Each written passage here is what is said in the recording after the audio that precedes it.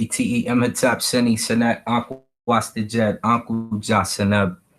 This is your brother Rasar Mka, about to do a video on the Egyptian astronomy or Egyptian astrology. Remember, astrology came before astronomy.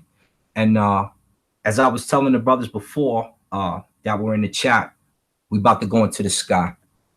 And I realized that if you go into your camera mode, you cannot share.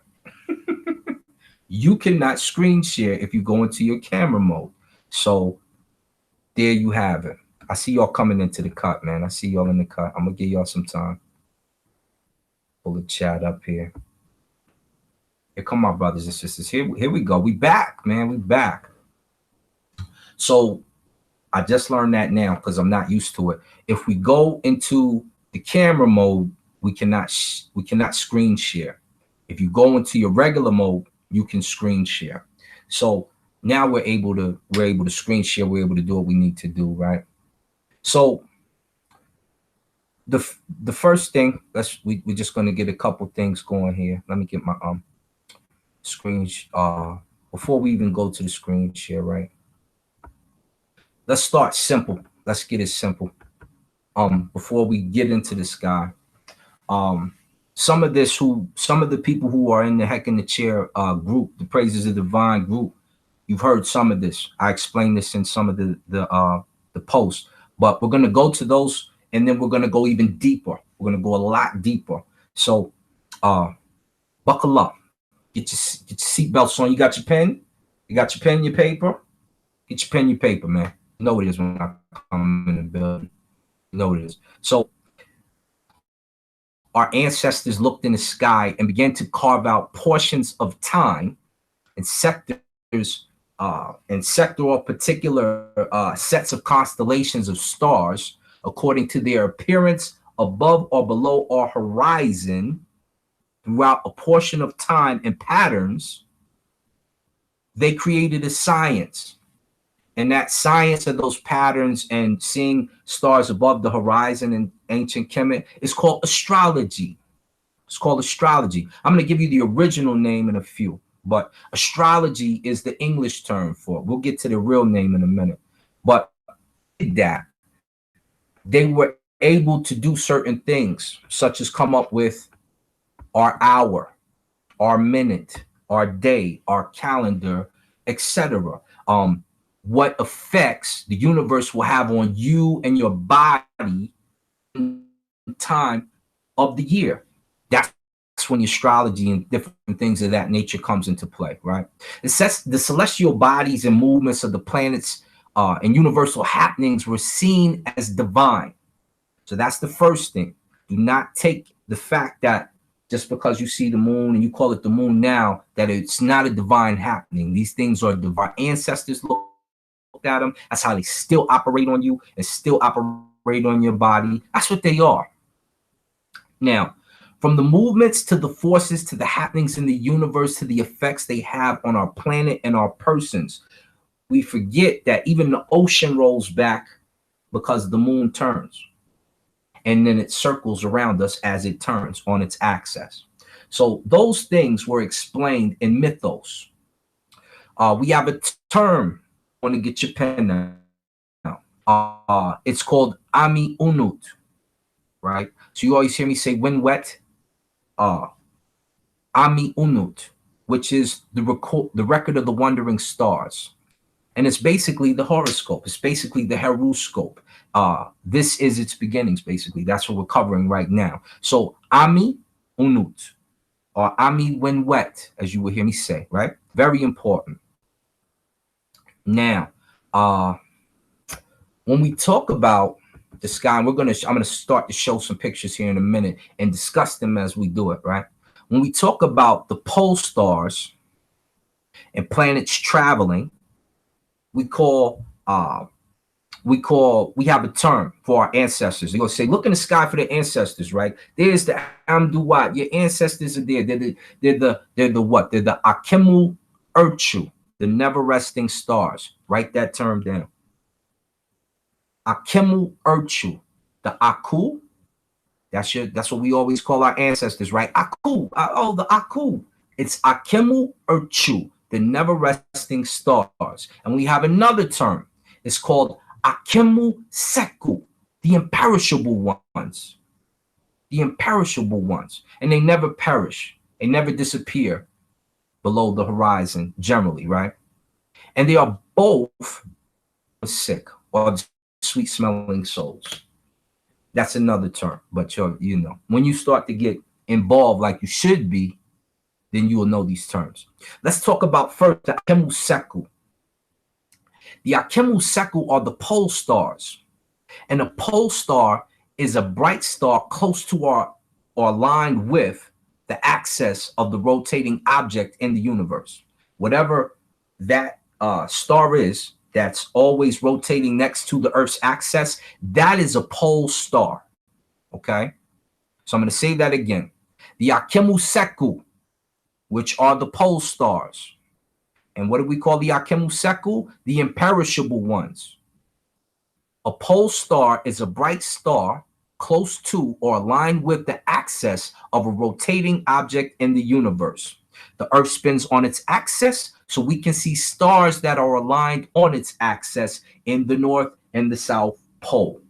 Those are called your Akemu Seku. That's where we thought the ancestors were, or where their energy would tend to travel unhampered. Let's go deeper, right? Let's go to Akemu Urchu and its definition.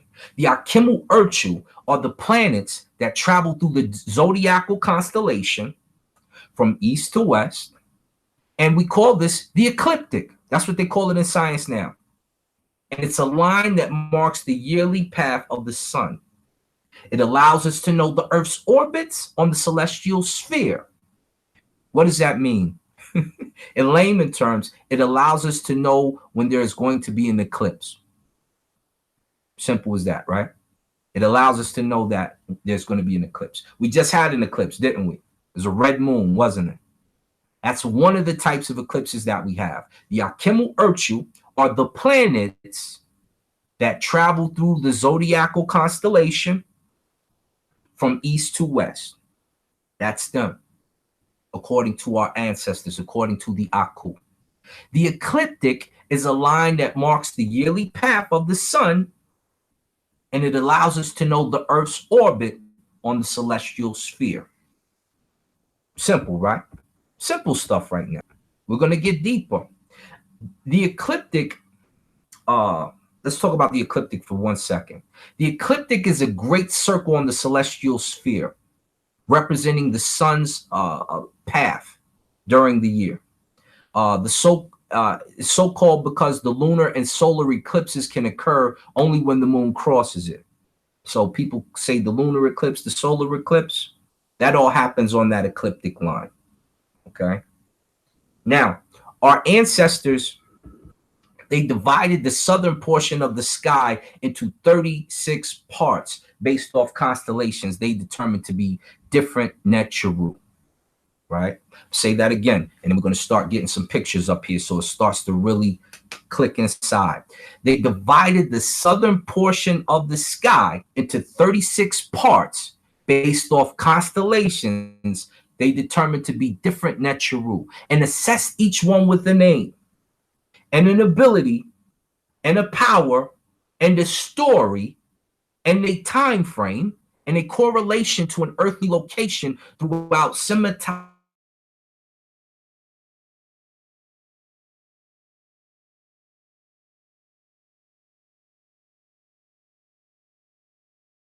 The top of the part of the earth, and you're standing in Egypt, they align the cities according to the heavens, according to the sky, right? Now, I'm going to say something about the ecliptic, then we need pictures. Pictures are important. Remember the word ecliptic. The ancestors, the Aku, divided it into 36 portions using the Netcharu constellations into sectors of 10 based off the time one Netcha would appear on the horizon, and it would continue in that fashion. This is how they created the week, but we're going to get into that in a minute, right? So the ecliptic, we talked about what the ecliptic is. Our ancestors divided it into 36 portions, the sky basically, on that ecliptic line, using the natural constellations into sectors of 10, based on the time it would appear over the horizon, next to nature, to take its place on the horizon. This method was used during the night, obviously, because you can't see the natural in the day, and they became the mark for the night hours. So as a star would pop up over your horizon, it would get a name, it would get an activity, it would get an ability. And as it did that over a 10-day cycle, another one would pop up. Now, let's go into the sky. Let's go into some pictures that you guys probably see often, but you may not know a whole lot about. So let's hold on. Let's get our screen share going. Let me see what's this. Let's put this down here. Let's get our screen share here. You see the sharing. Sharing is caring, ladies and gentlemen. Y'all know how we do it. Went a little bit.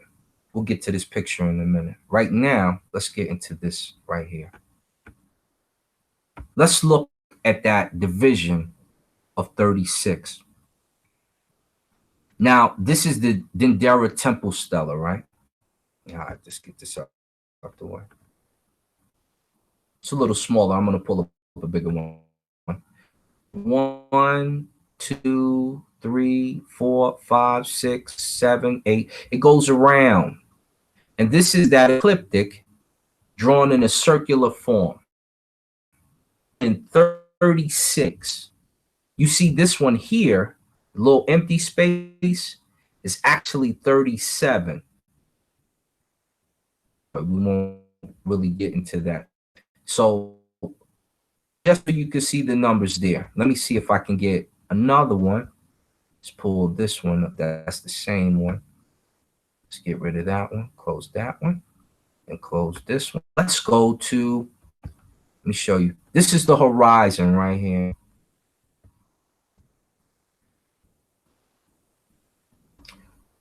This line is your horizon.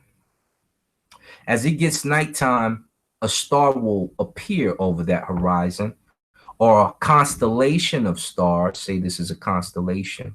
It will appear over that horizon, and they will name it as a nature. They will name it as a nature. A nature is an aspect or a force in nature, and they will. This is the rotation around the sun, obviously, right? We'll get to this in a minute, but just so you know, this is the rotation around it, and the solstices are here. These are here, and those will be important in a minute. Oh, where we at? Let's go to. I need my big picture. My big picture. Let's blow. Relations.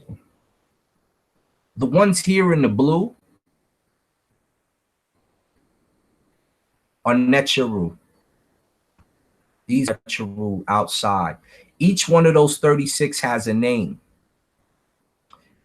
And we'll get in a second. Let me see if I can get a good, there's a better picture. Here we go. Start to break them down. From the temple stellar, right? Let's go. We talk about the outer portion. If you follow my line here, when we talk about this outer portion, you have 4 aspects of Heru, and you have 4 aspects of Het Heru. Okay?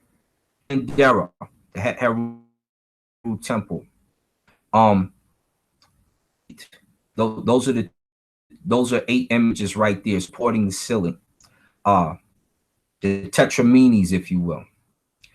The outermost circle here, where you see these yellows, these are your outermost circle is the Netcharu. and I'll give you all of their names in a minute. Those are the 13 figures of the zodiac. Each divides the sky into a tenth. And in Greek is deacon, so they call them deacons. The word ememu. So each one of these are a nemu. Each one of these is a nemu. Okay. See, they were numbered in the other picture. We'll get back to the numbers in a minute. Clockwise, and they begin with Ken and Mut, right? So you say, where's Ken and Mut? And this is when you got to read, right? This is too little for you to read. But Ken and Mut is right here. This is Ken Mut. Name right there. Ken and Mut. Looks more like Ken Mut Duat, but it's Ken and Mut. Starts in this circle here, right? So that's where the zodiac starts. And you know that we'll get to that in a minute, right? So Ken and Mut is where it starts. He's positioned underneath the cow, which is Argo Navis, if you're looking at the constellations. And that cow is right here. There's the cow. Here's Ken and Mut. Here's the cow. You can see the N, see the Duat symbol, Ken and Mut, and here's the heavenly cow, what they call the tip of the Milky Way galaxy, right? So there's Ken and Mut, and there's the axis and the plane of the Milky Way right above him, where the hand is at, where the cow is at, right? Now, next to this, they say this is the Shemsu Heru symbol. We'll talk about the name of this here because this is also where Ra rises when we get into the mythos later on. This is the Shemsu Heru, or the Heru Shemsu, and this tells you who built the Denderah temple, the Heru Shemsu, the Shemsu Heru, the followers of Heru. Right? Let's go further. Let's go further. Let's get in a little deeper. The next circle starts to show the 12 constellations of the zodiac, right? And that would be here, here. Pisces is here. You see the two fish. You see the eye here, right? You know what that is. That's Aquarius. Boom, boom, boom, boom, boom. So you see the zodiac symbols inside. Out here you have Heru and Heru, right? Here you have your Nemu, These are your Neteru, if you will. They call them the Nemu here, right? You have the axis of the Milky Way, and you know who created the temple. You know who created this per Ankh, the Shemsu Heru, and you have your constellations inside, right? Let's look at those constellations a little further, right? Let's go. Just so it makes sense, so the visuals make sense. There's your constellations right there. There they are. Same ones. Right? Aries, Taurus, the twins, blah, blah, blah, blah, Cancer, Scorpion. I'm a Scorpion, by the way. All that good stuff. These are your right here. These are your zodiac symbols. These are the ones. Now, let's go back to our pick. Let's go back to this one here. Now, you remember the stuff it said earlier, we were talking about earlier. It said that these constellations travel through the ecliptic. They travel through the ecliptic. We're going to get to which ones are planets here in a minute too, right? But just so you know what that is. Now, these are positioned in what you call the most powerful places, right? At the moment. This is when the zodiac is most powerful because it's at the beginning, etc., etc. We're not going to get too deep into that, but they're in their most powerful positions when you look at it here. Okay, and there's a term for that. We're not going. It's called hypsomata, but that means, we're not getting into that right now. So the natural rule of the planets indicate the stars over their head, are indicated by these stars over their heads. So this axis is one of your planets that travels through the ecliptic, right? This one here is another planet. See that little star right there over his head, right? And they're positioned here and there. Here's another one. Here's another one right here. This is how they drew the planets. This is why when you read Wallace's Budge book and they say, oh, the planets are so-and-so and they're such and such Neteru, it's because right here you can see which Neteru they are if you're there. Here's another one, stars over the head. Here's another one, stars over the head. So you can see the planets by looking at the stars in the circular Denderah temple, the Zodiac in the Denderah temple that's circular, by seeing the stars over their heads. You can tell which ones are planets. And you can see because they're color coded. I made sure they was color coded on this one. Like, give me all the color coded stuff. So busy for my peeps, right? So those are your planets. And sometimes it shows 5, sometimes it shows 7, depending on the particular horoscope, depending on the particular zodiac, depending on the particular time, right? And the way we knew that they knew about the equinox is because of this eye right here between the Pisces. Everything is like it's lined up. It's crazy.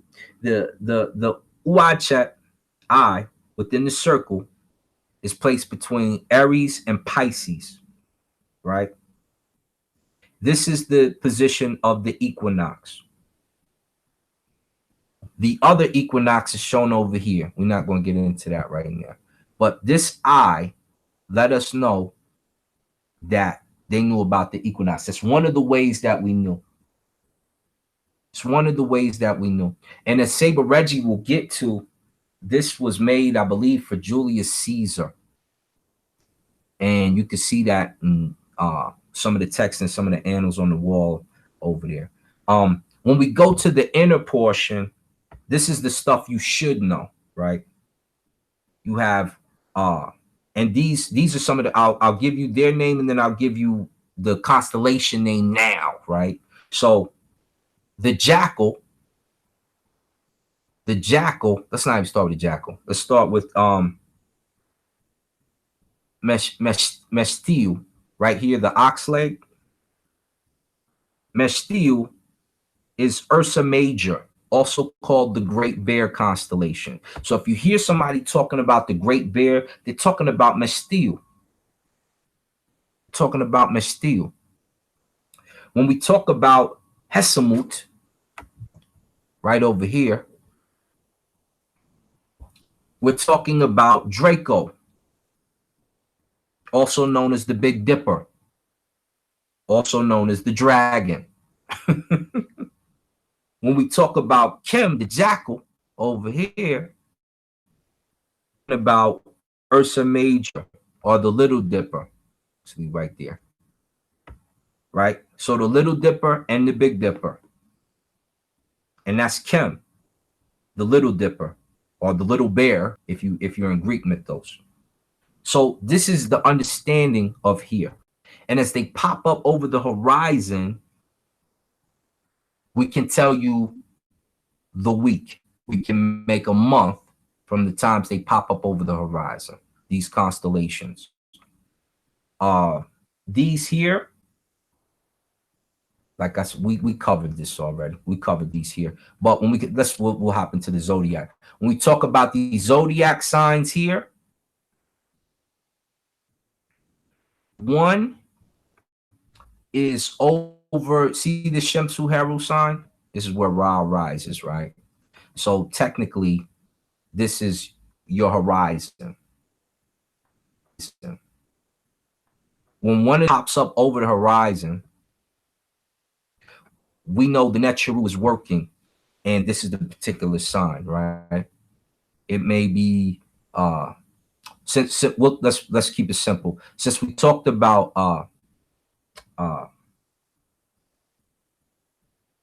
Ken and Moot, so if we talked about Ken and Moot, and we talked about Cancer here, and we got the horizon here, Ken and Moot is here, and because he's between this and this, we'll say, or Cancer and such, we'll say that it's in the month of Cancer, just to keep it simple, because Cancer's here and he's there. It looks like he lines up there.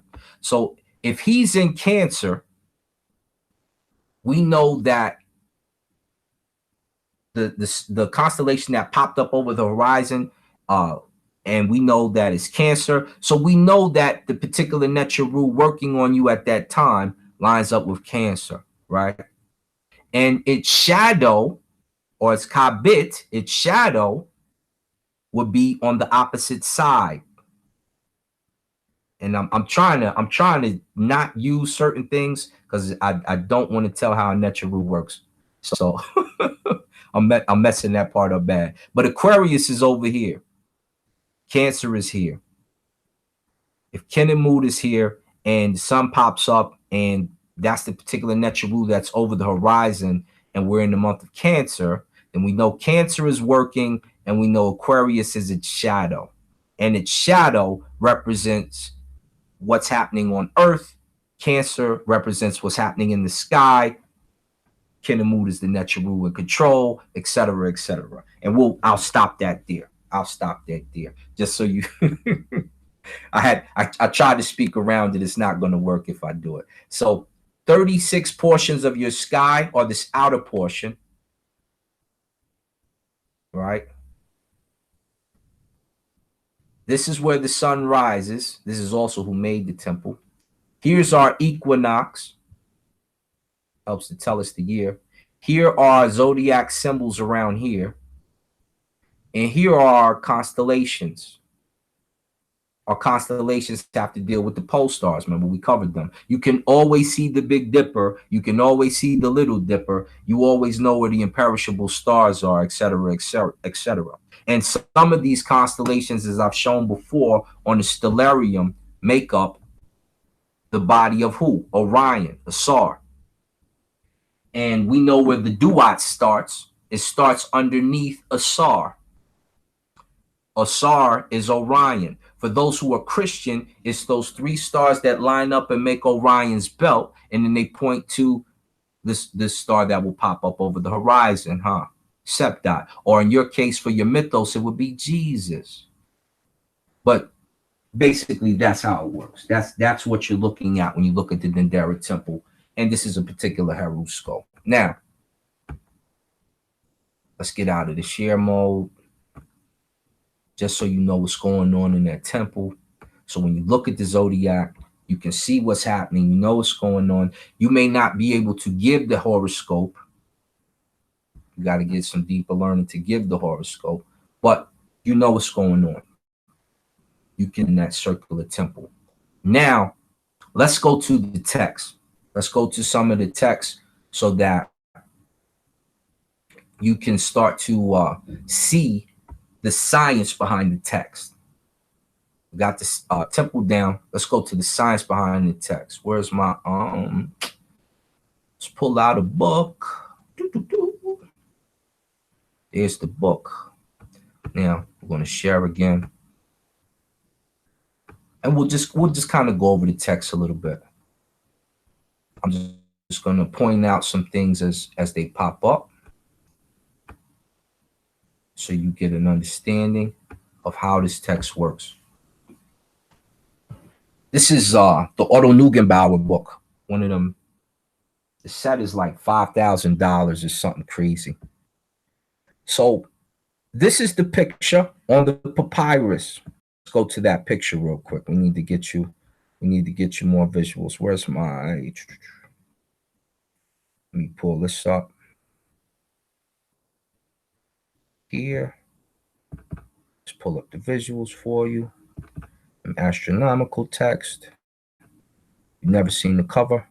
That's the cover. It's all shiny up in a piece. Let's hide this real quick.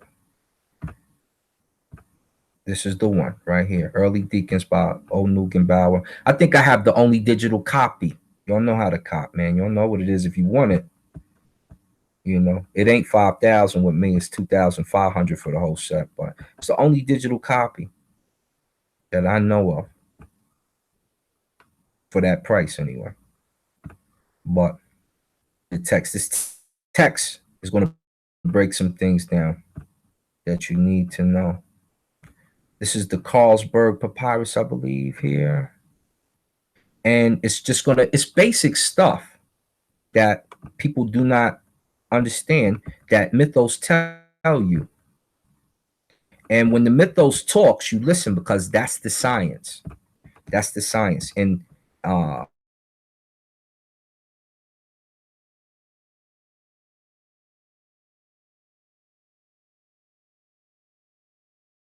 go to the picture first so you understand what they're talking about. Where is it at? There it is. So these are two pictures. Sealing Aseti the first. Blow this up for you. And this is Shu. Underneath Shu is Geb or Geb. This is Newt's body. This is her vaginal portion. And this is her mouth. And this is Mut over here, Mother Mut over here, right? Here's the other one. This is in Ramses IV ceiling. Still standing on Geb. This is Shu the wind. This is your night, your immediate solar system, Nut.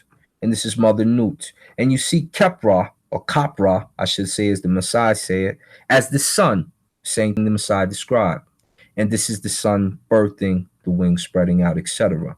Now, let's go to the text. Y'all seen the picture. Hold that picture in your mind. Let's describe what's popping off. That's how you got to do it. Not now, honey. I'm giving a lecture. Love you. See how your girl will do you? Love you, baby. I'll call you in a sec. I'll call you in a sec. Mwah.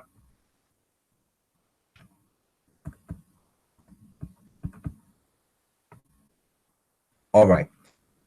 Showing the papyrus, the female figure of this position, that is to say, her head is in the west. So you remember her head. Anytime you see her head, it's in the west. It's in the west. And her hind part is in the east. Says the goddess, or the Necheret, is the northern sky. So you know what you're looking at. You're looking at the northern sky. Her head is the west. Her hind part is the east. That and it is in the picture that it tells about her in the north. This hand of him who does not reach to there's some parts missing, lifts up her souls behind him. The person they say is lifting up her souls is Geb, because she appears to be standing on Geb or Keb or Seb. It goes further. It says her, it's broken off, in the east, that is to say, that the female figure, he caused the hind part to be circumference of the sky, in which Ra never rises. So her hind part, she doesn't rise in that part. The Ra'et Haret Net Menek, which is under the falcon, are of the circumference of the sky, in which Ra is accustomed to rise. That is what the text means. So when we looked at the Denderah Stella, remember? Let me pull it up here for you in case you forgot. Let me go. Let's go. We're not going to pull all the way out. You remember the falcon that was sitting on the perch? The Shemsu Heru symbol. That symbol is called the Ra'et Haret Net Minka. The Ra'et Haret Net Minka. Just so you know. And you know where Ra rises. And you know when he rises, what they think he rises on is if he's coming up on that pillar, Heru sets on that pillar. This is why they say Heru is the oldest name of the sun, because the text is telling you it's Heru rising. It says Heru is Ra, right? Later on. We'll get to that in a minute. It says Ra never rises in the other portion by her booty, but he does, you know, it. You heard the text. You seen the set. You see, looking at the text. You heard what we just discussed, man. Let's go further. Let's go further. Let's blow it up. Simple right there. We ain't have to go in depth right there. It's very simple. Now it says, in the water from which Ra rises, calling Nut the water, the support which stands under the falcon, and then some is broken off. These surroundings of the circumference of the sky, that is to say, these waters which I have mentioned. So it's saying that Ra rises as if he's on that support. He is the falcon rising on that support. And he's coming up out of the waters of Nut. They go around in the sky. So what did they just say there? These surroundings of the circumference of the sky, that is to say, these waters which I have mentioned, they go around in the sky. If, in a minute, it's basically going to tell you that they think the earth is round. They think the right. It's going to kill all that flat earth theory in a second. Yes. But just so you know what you're reading, it's telling you that the sun circles, it circulates and goes through the zodiacal, you know, what we covered before, huh?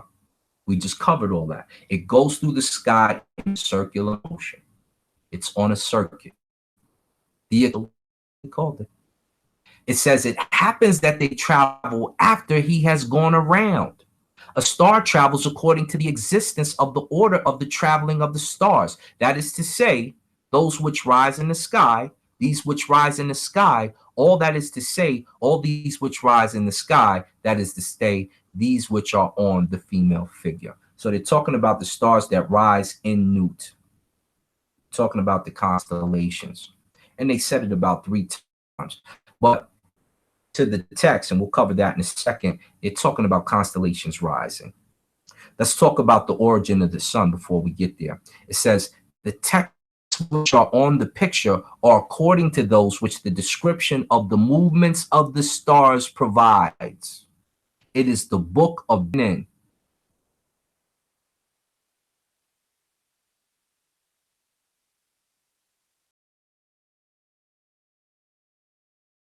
Which is between the falcon and the vulture.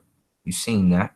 It is her southern, it is her southeastern sign point that this nature exists. Now, it just said punt. It says punt in the text. So when we talk about ancient Kemet, and if punt was a part of ancient Kemet before, and if they thought that Ra was talk about the mountain of the moon, etc., and its origins of ancient Kemet, it's telling you right there that Ra rises in punt. They're not saying he physically rises there. They're saying they can look towards punt and see him rise in that part of the sky. They're also telling you that punt is a part of them, because when you look at the Medu Neter, it shows punt with what? An Egyptian symbol, the circle and the X, right? Let's go to the footnote here. It says, lastly, the movement of the stars is in association with the movement of the sun. Is briefly referred to again with the reference to the figure of the Neter. The birth did in much more detail, and the movement of the stars in similar detail. This seems to be a general statement about the texts which are not to be told.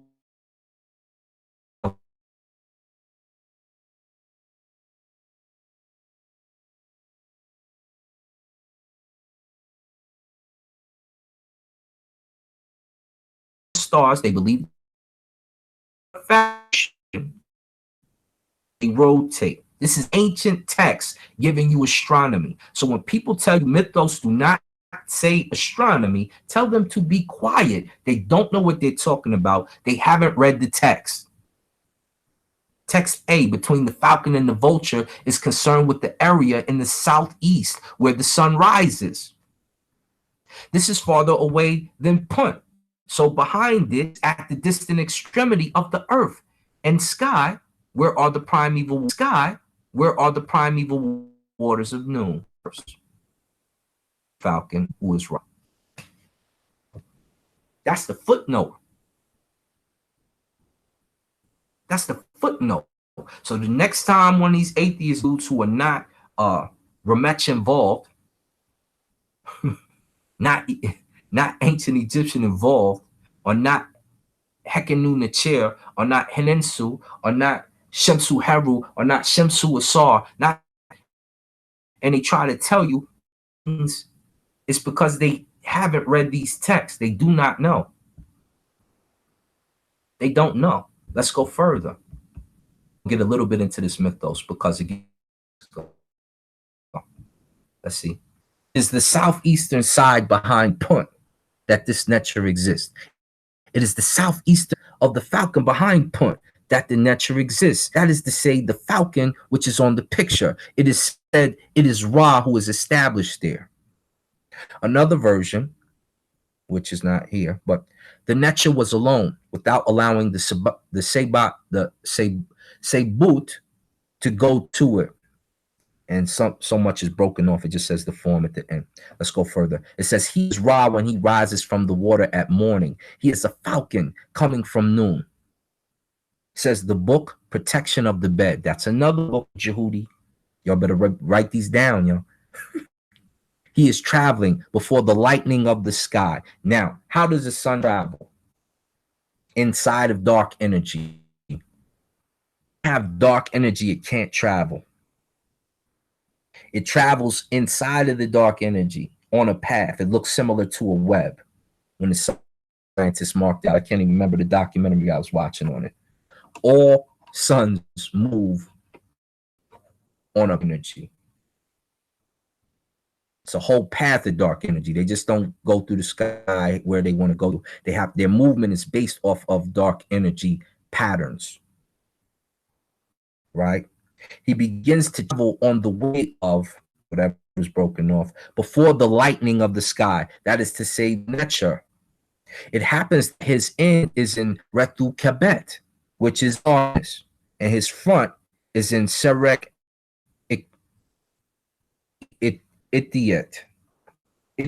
Say, because I'm looking at the IH and that would be an A, the dot TYT. Itiet, which is light. The texture which is in the picture, horizon. So they're telling you that the sun basically moves on dark energy. That's what you. How do they know this back then? How do they know this back then? You tell me. They don't know science. Horizon, it is her rising in the place in which she, the vulture, is opposite the falcon. It's with the place that he speaks, Punt, when she comes from the nature's land, says the book, Seeing the Sun's Disk. So this is the book of watching the sunrise, basically. He knows the embrace. It is the rising which she makes over Ra in the morning. And then it talks about Copper Ra coming out, etc., etc. And that's just a little bit of the science, because trust me, it's a lot behind the thing. It's a lot of, it goes in depth. When I tell you it goes in depth. But that's me trying to read. My eyes are getting bad. I got hit a lot. We broke down Denderah. You see the 36 sectors of the sky. You see how they broke down the 36 sectors of the sky, and how those constellations are basically Necharu. Those constellations are Necharu. It talks about the ecliptic. It talks about the ancestors that Aku divided in it during the Necharu constellations in the sectors of 10, which is how they made the week. And it also goes into the text of how they made the week. Right? I'm not covering a whole lot.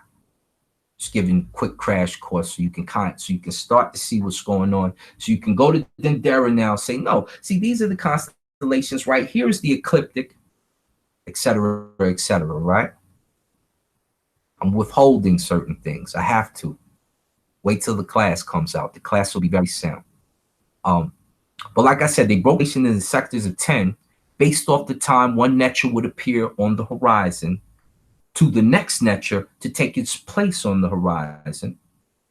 right? This method was used during the night, obviously, because you can't mark hours if it's not nighttime, if you can only see stars and you don't have a watch. So pay homage. I'm going to show you who you need to pay homage to in just a second. They're making the year in the Tanis annals. So in the mythos are the same. The linguistic are the same. So you can see the trait in the linguistics. In the Messiah is so deep. They have the Il-Asar clan. They have the Il-Asar clan who are still the medicine men, who still do their rituals, who still handle their business, who still go off that Nile River, who still have the same calendar we bring up. They still have all of that. It's still there. Just so you know. So the breakdown is there. Some of the terms you may want to jot down. Ra is your sun, right? Ra is more than the sun, but Ra is your sun. Nu is your sky, your solar system, your immediate solar system. Khans is your moon. Look, watch, and follow, and start to determine time. That's the sun's path, and the stars, planets that take that journey through the ecliptic are called sek. They call deacons. They always say, "Oh, the deacon." What deacon means 10 in Greece, and in the Greek language, we call it nemu. It's called the nemu, and you can still use the term Netcharu to describe them because those constellations make up Netcharu, and as they produce their shadow on the planet Earth, or as this constellation is in Cancer and its opposite is over here in Leo, is we know that the Leo influence of that, or Netcharu influence, is on Earth, and we can tell what that is through constellations of the Zodiac. We can see and tell you how it's acting, what's just like we can tell when the moon is circling how the ocean will read. We know tide will pull back. We know it'll pull this way because the moon is in a certain sky, a certain part of the sky, and it's rotating. So this is basic ancient astronomy. Without me getting into the trigonometry, I can pull out some trigonometry on you. I'll show you what it do. But I'm just letting you know what it is. This is the methods of connecting with the Netcharu, right? And we say, you always hear me say Win Wet Wab, or the hour priest, right? But it's the Wab, right? The recording of the hours by the Wab, and that's how we translate the happenings and the wonderings of the nature and of the universe, and when its aspect.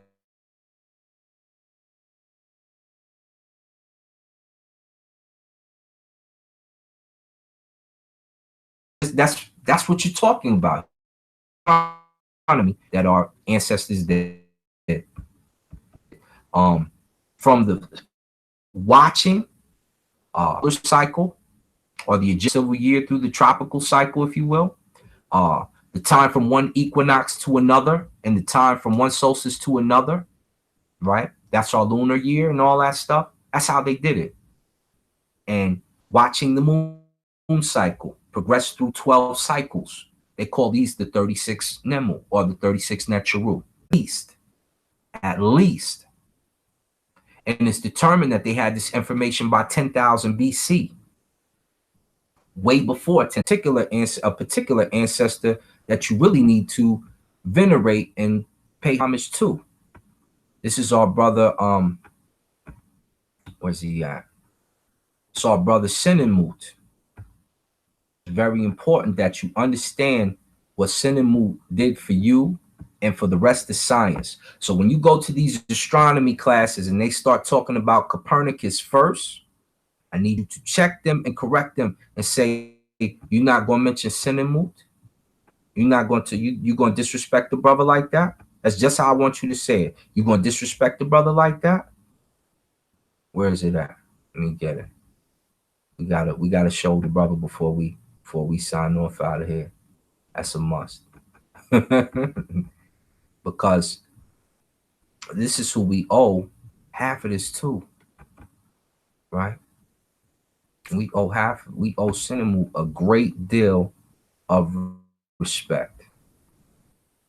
Let me see if I could find my brother. Where my brother at, man?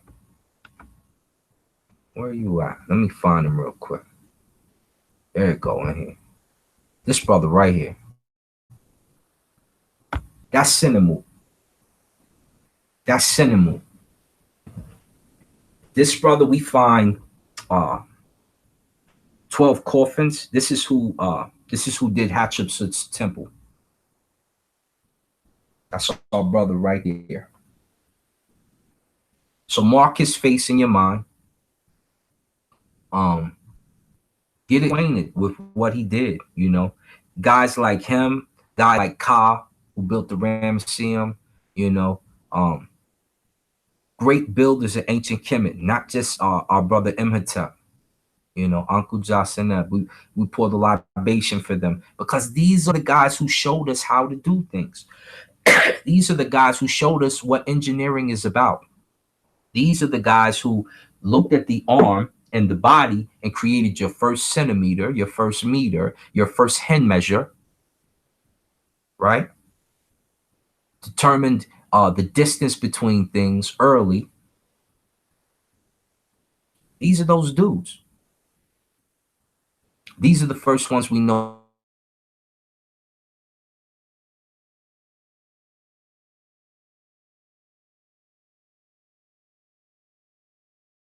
had the ability to do it. The brother who built King Jair's tomb as well, right? So this is the ecliptic, I believe. No, this is this solstice and the equinoxes. Just so you get familiar with stuff like this.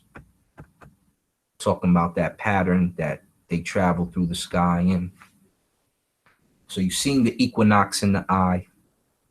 That's between Pisces and the Denderah temple, right? So it was from here to here that they determined things happened at that particular time, or they marked this person, you know, this temple was built at this time during the strongest time of the zodiac constellations traveling through the sky. That's when we built the temple, right? So things you should be familiar with. Things you should be familiar with.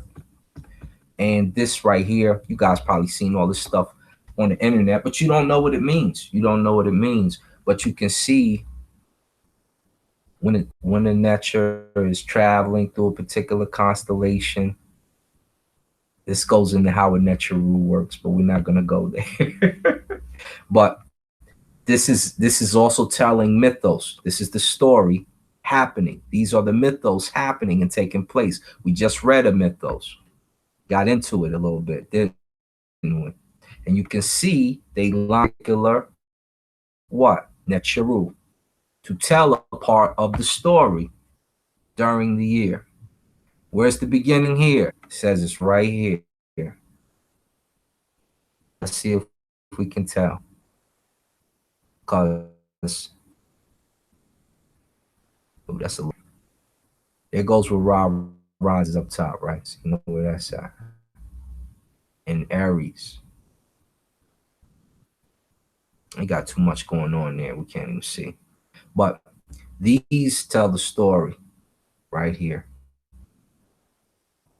And out here, as you can see, these are Zodiac, Scorpus. Here's a constellation. You can tell what constellation it's in.